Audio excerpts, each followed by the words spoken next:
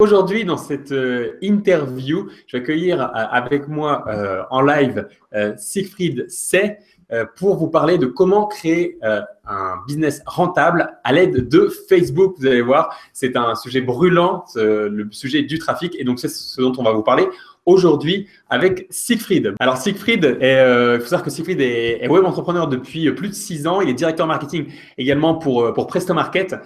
Ce que l'on va vous présenter aujourd'hui, eh bien, c'est toute cette expérience qu'ils ont acquise par rapport au trafic Facebook. Et il faut savoir qu'ils ont réussi déjà eh bien, à vous permettre, grâce à du trafic payant Facebook, au final, d'avoir un trafic gratuit, de rentabiliser en fait le trafic payant tout de suite pour que vous ayez un flot de prospects qui arriveront sur votre site, dans votre liste, venant de Facebook, et ça gratuitement grâce aux techniques qu'il va vous enseigner aujourd'hui. Donc, c'est ce qu'on va partager ensemble, Siegfried. Et alors, du coup, ma première question pour toi, Siegfried, aujourd'hui, pourquoi est-ce qu'il est important, justement, qu'on a un business actuellement, de s'intéresser à Facebook? Parce qu'on peut avoir un business en ligne, mais on peut aussi avoir peut-être un business hors ligne. Donc, du coup, quel est l'intérêt de s'intéresser à Facebook maintenant? Moi, c'est vrai qu'au début, Facebook, je voyais ça un peu comme une page, un peu un réseau social sur lequel partager ce qui se passe dans ma vie. C'est un peu ce qui se fait beaucoup sur Facebook. Donc, pourquoi est-ce qu'il faut s'intéresser à Facebook pour eh bien, créer un business rentable? Alors, avant que je te donne la réponse exacte à ce que tu dis, et la réponse est très intéressante, on va le voir ensemble, il faut bien définir, et tu viens de commencer à le dire, la différence qu'il y a entre Facebook réseau social et Facebook régie de publicité. Parce qu'on a dans l'historique de Facebook la notion inconsciente, dans l'inconscient collectif, que Facebook est un réseau social sur lequel on partage ses photos, ses souvenirs de vacances, tout ça. Mais il faut savoir que Facebook, depuis des années, accumule des informations sur ses utilisateurs qu'il met maintenant à la disposition des annonceurs de publicité. Donc, l'avantage aujourd'hui pour les entrepreneurs, c'est de pouvoir faire de la publicité sur Facebook avec beaucoup moins de contraintes qu'on a eues avec, par exemple, Google AdWords et avec énormément plus de ciblage. Pour une petite historique et que je fasse la différence entre Google AdWords et Facebook, Google AdWords, c'est un petit peu comme de l'affichage dans la rue. On a une affiche de publicité et tous les gens sont soumis à l'affiche de publicité. Avec Facebook, ce n'est pas du tout pareil. On va afficher la publicité uniquement aux gens qui sont intéressés par la thématique de la publicité. Donc, premièrement, c'est parce que Facebook offre des possibilités de ciblage extrêmement importantes. C'est un des gros avantages de Facebook. Deuxième raison de pourquoi faire la publicité à Facebook, eh bien, tout simplement parce qu'avec Facebook, on a l'opportunité de démarrer une activité vraiment à partir de zéro. On sait dans la vente sur le web et dans le marketing que le nerf de la guerre, c'est de trouver des clients, des prospects. Quand on démarre une activité, c'est assez facile de créer un produit, c'est assez facile de créer un site web, tout ça. Mais une fois qu'on a tout ça en place, on se dit, il faut que je trouve des prospects. Et Facebook nous donne cette opportunité-là de vraiment partir de zéro et on va le voir après avec des tout petits budgets de pouvoir générer un flux de prospects. Donc, premier objectif, c'est les publicités ciblées. Deuxième réponse au pourquoi, c'est parce qu'on peut partir de zéro. Et puis aussi, une troisième donnée qui est que Facebook, comme je vous le disais, récupère des données auprès de ses utilisateurs et ça permet d'avoir une sorte d'étude de marché. Ensuite, Facebook donne des outils pour ça, pour avoir une étude de marché de sa clientèle. Si par exemple, un entrepreneur ou un web entrepreneur a déjà une petite liste existante, il peut l'injecter dans Facebook et Facebook va lui dire, voilà, moi j'ai retrouvé ces gens-là dans nos utilisateurs et je sais que ces gens-là aiment faire du bowling le dimanche après-midi, vont visiter tel magasin, tout ça. On a une étude de marché très ciblée. Donc là, on est dans les détails un petit peu plus techniques. Mais ce sont vraiment les trois gros avantages de Facebook. Premièrement, c'est beaucoup plus ciblé, beaucoup plus facile. On peut partir de zéro et on a un outil de statistique, enfin un outil d'étude de marché énorme. Donc, en fait, effectivement, ce que tu es en train de me dire, c'est que s'il y a une personne, si par exemple, moi, je vends des services au hasard de cours de mathématiques, eh bien, je peux cibler, par exemple, les parents qui ont des enfants qui ont entre 16 et 18 ans et du coup, qui ont cette problématique, par exemple, des mathématiques pour le bac. Et du coup, je peux leur proposer un produit ciblé pour les mathématiques pour le bac. Et du coup, je m'adresse directement à la cible qui, moi, m'intéresse. C'est ça ce que tu es en train de me dire, en fait. Oui, c'est exactement ça. C'est exactement ça. C'est que vraiment, on a le choix d'afficher son message à la personne idéale, son client idéal, grâce à Facebook. Alors, techniquement, Facebook récupère des données anonymes, mais nous, quand on pose une question à Facebook, quand on dit, voilà, Facebook, je veux que tu affiches cette publicité sur les cours de mathématiques, comme tu viens de dire, c'est totalement inutile de l'afficher à un retraité qui aime la pêche, par exemple.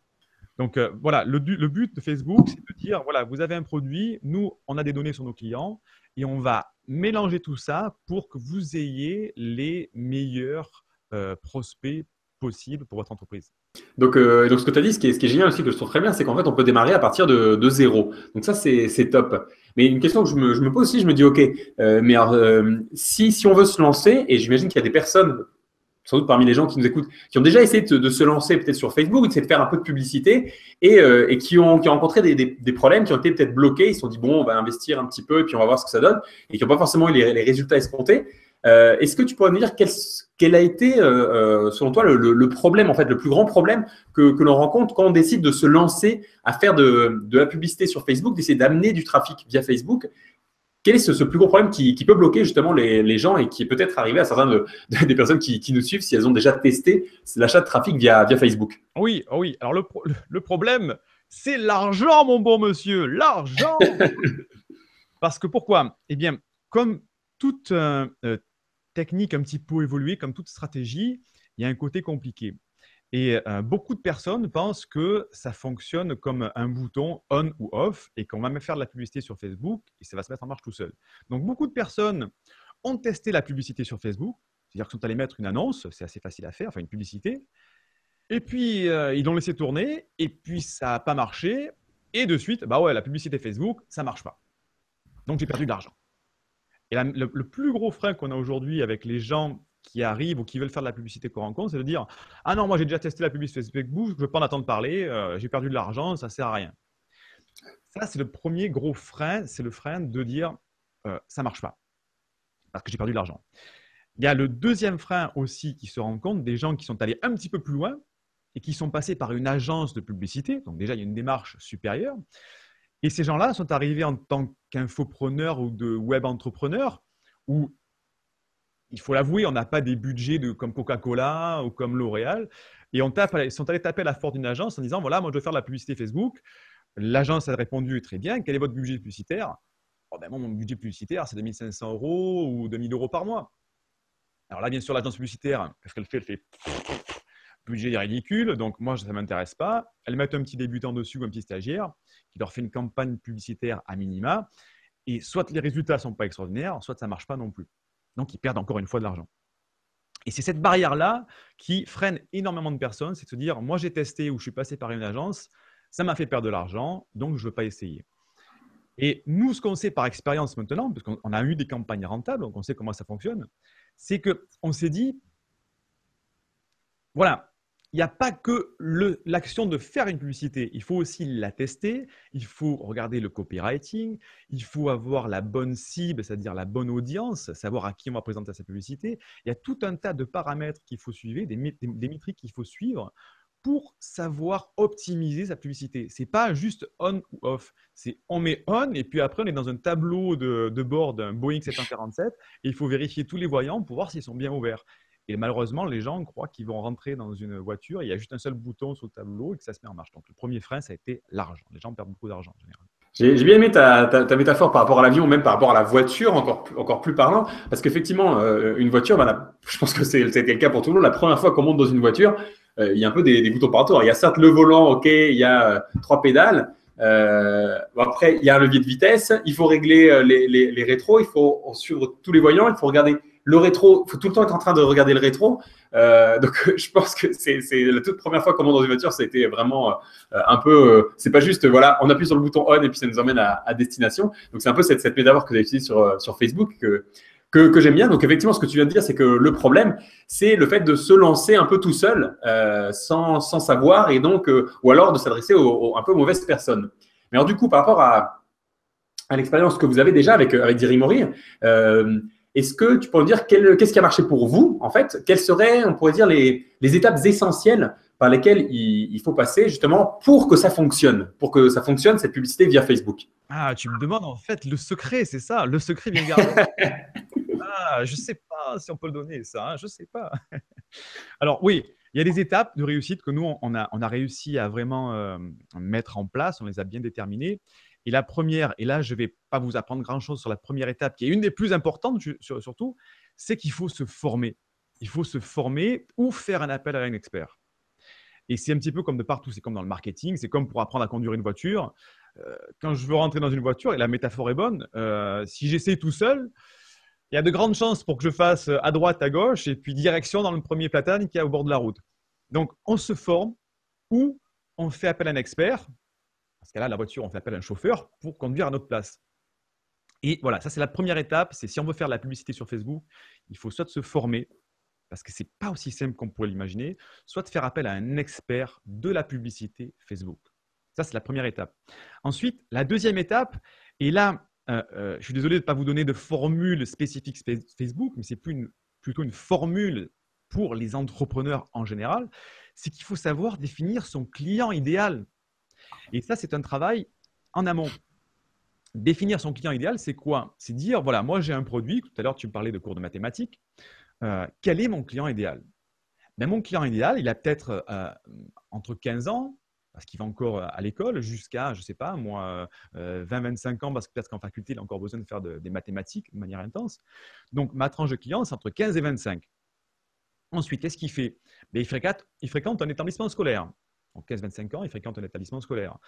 Quelles sont ses passions en dehors de ça? Eh bien, ses passions, ben, peut-être qu'il a l'habitude d'aller voir certains sites sur Internet spécifiques. Donc, et on sort toute une liste de détails qui permettent de définir quel est son client idéal. On a une sorte de portrait robot qu'on appelle en marketing l'avatar.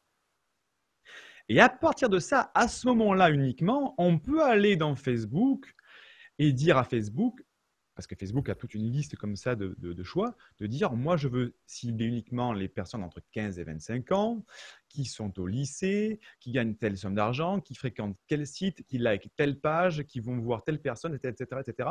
Et au fur et à mesure, on va partir des 30 millions d'utilisateurs de Facebook qu'il y a aujourd'hui, ou peut-être un peu plus, et on va cibler de plus en plus, de resserrer comme un laser sur vraiment son client idéal avec un volume qui va être de 10, 20, 30, 40, 50 000 sur les marchés, personnes très spécifiques. Donc, pour faire un petit récapitulatif, premièrement, on se forme, on fait appel à un expert.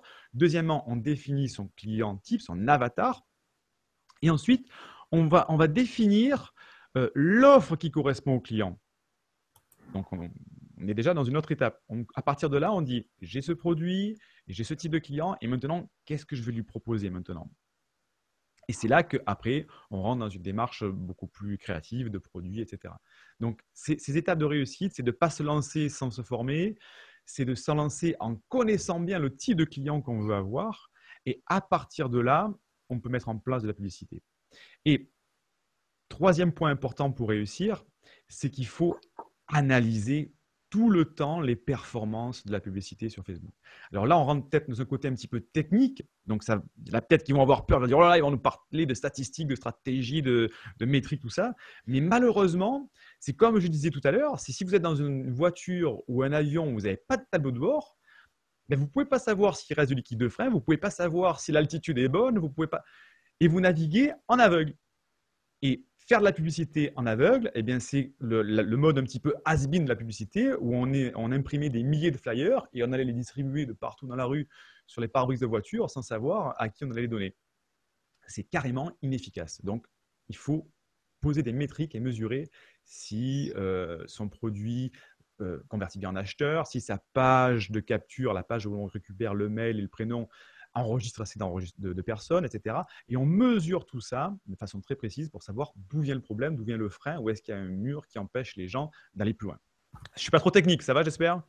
Ça, ouais, c'est très bien, c'est très bien. Non, et puis ce que tu viens de dire aussi par rapport à cette technique, c'est que ça rejoint en fait le premier point que tu as abordé, à savoir soit se former, soit faire appel à un expert. J'ai aimé quand tu as dit prendre un chauffeur, c'est un peu ça. C'est voilà, vous avez le chauffeur tout confort, vous êtes tranquille et vous lui dites la direction que vous voulez prendre, et lui il s'assure que vous arrivez à destination.